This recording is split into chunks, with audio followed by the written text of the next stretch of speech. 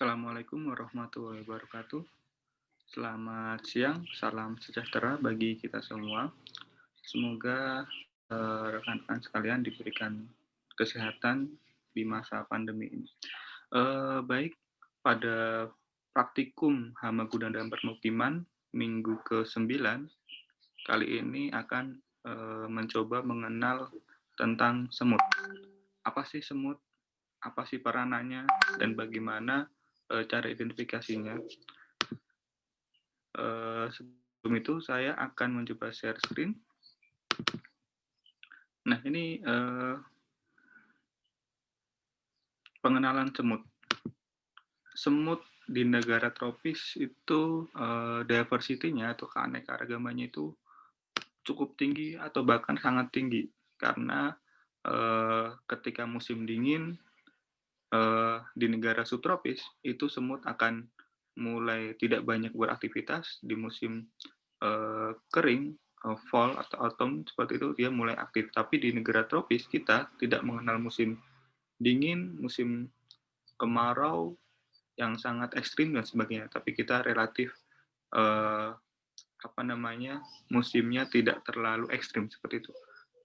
Semut dapat digunakan sebagai bioindikator lingkungan. Jadi ketika ditemukan semut dengan spesies tertentu, dan apabila itu spesies tersebut menjadi indikator lingkungan kotor, artinya semut tersebut mempunyai populasi yang cukup tinggi.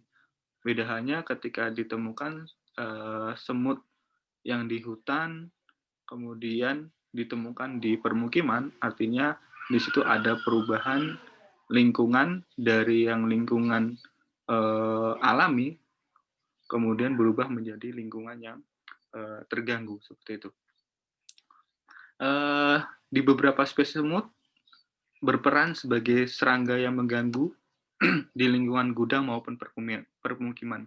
Karena kita fokusnya di sini adalah gudang dan permukiman, jadi kita tidak perlu mengenal terkait serangga-serangga khususnya semut yang berada di pertanian seperti itu. Meskipun ada beberapa spesies semut yang diketahui berasosiasi dengan kutu-kutuan karena memanfaatkan embun madu. Semut menjadi sangat mengganggu saat populasinya tinggi. Jadi ketika tinggi populasinya, sedikit ada remahan, sedikit saja ada sumber pakan, baik itu protein, kemudian glukosa atau gula, itu semut tersebut akan mudah mendapatkannya. Karena para pekerja semut pasti setiap hari, setiap saat akan berkeliling untuk mencari sumber pakan, untuk mencari kebutuhan dari koloninya.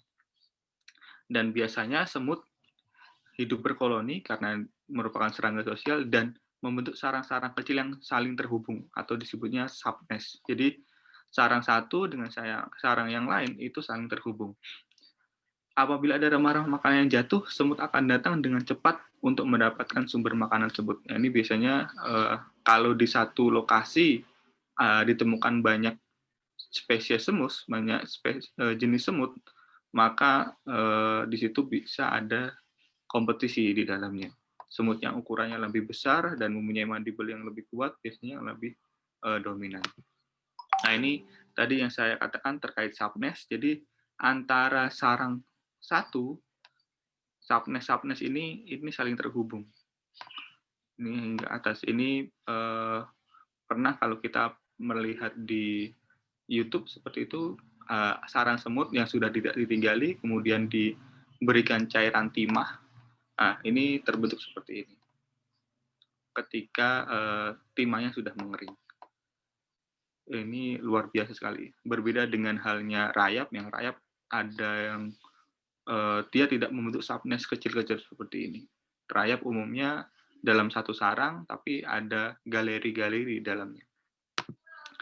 Tujuan praktikum hari ini yaitu untuk mengenalkan beberapa spesies semut yang umum ditemukan menjadi hama, terutama di lingkungan permukiman, serta mempelajari aspek biologi dan ekologinya. Apakah semut ini memang berperan sebagai hama yang sangat mengganggu, atau hanya menumpang saja atau disebut juga dengan smooth tramp karena aktivitas manusia, kemudian dia berpindah dan sebagainya. Jadi ada ketergantungan manusia dari beberapa spesies semut tersebut. Nah, ini morfologi semut. Jadi berbeda halnya dengan serangga dari ordo yang lain. Ordo untuk Hymenoptera itu khusus, yaitu bagian tubuh tengah dan tubuh terbelakang itu tidak lagi kita sebutnya ini toraks dan ini abdomen. Tetapi bagian tengah itu ada satu ruas abdomen yang menempel pada bagian toraks. Selanjutnya, untuk bagian belakang ini disebutnya waist atau gaster. Jadi di sini disebutnya adalah mesosoma dan yang belakang ini disebutnya metasoma atau gaster. Di sini. Jadi ada kepala, di sini bukan lagi toraks, hanya toraks saja, tapi ada toraks dan bagian abdomen yang menempel di sini. Dan yang terakhir adalah metasoma. Nah, ini yang menjadi penciri biasanya di sini. Di bagian abdomen yang menempel pada toraks, ada bagian yang apakah ada duri atau taji seperti ini, spine. Kemudian ada petiol, biasanya ada yang satu, ada yang dua. Ini petiol, kemudian ada postpetiol, ini ada dua petiolnya. Kemudian ada tidaknya sting atau sengat di bagian ujung abdomen atau gaster ini. Yang lainnya tungkai dan sebagainya. Nanti juga ada yang menjadi penciri apakah tungkainya relatif pendek atau tungkainya panjang, ramping seperti itu. Kemudian bagian kepalanya itu biasanya pencirinya pada bagian mandible yang ada ukuran besar dan ukuran kecil seperti itu.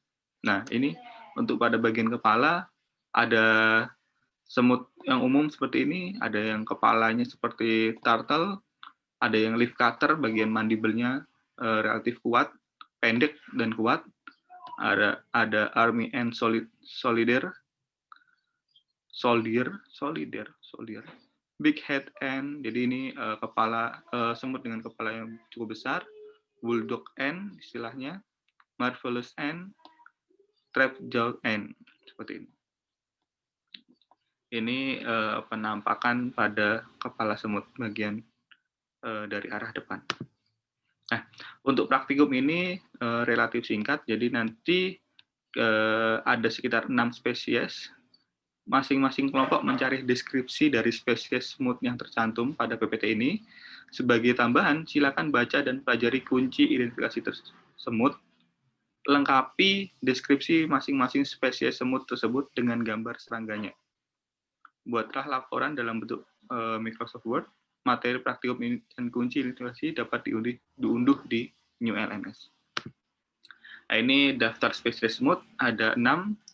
Oecophila smaragdina, Pedol megacephala, Anoplolepis gracilipes, Monomorium pharaonis, Dolichoderus, Tapinoma melanocephalum. Oecophila itu semut rangrang, misalnya. Pedol megacephala ini biasanya semut berkepala besar. Cepal itu kepala, mega itu besar. Anoplolepis gracilipes ini Zelocrasien, jadi semut ini berwarna kuning dan ketika perilakunya yang menjadi nama umumnya yellow crazy end, jadi semut gila, yaitu dia berputar-putar seperti itu. Monomorium pharaonis, semut parau, semut Firaun. Dolichoderus ini adalah semut rambutan. Jadi ketika kalian pernah membeli rambutan atau punya pohon rambutan seperti itu, seringkali ditemukan semut ini berada di rambutannya sendiri atau di buahnya sendiri. Maksudnya di pohon rambutan atau di buahnya. Yang disebut juga semut rambutan. Kemudian Tapinoma melanocephalum. Sekian untuk pengantar praktikum hama gudang dan perkembangan minggu ke-9. Selebihnya nanti kita bisa melakukan sesi tanya-jawab melalui Zoom atau WhatsApp group. Dari saya cukupkan. Terima kasih. Wassalamualaikum warahmatullahi wabarakatuh.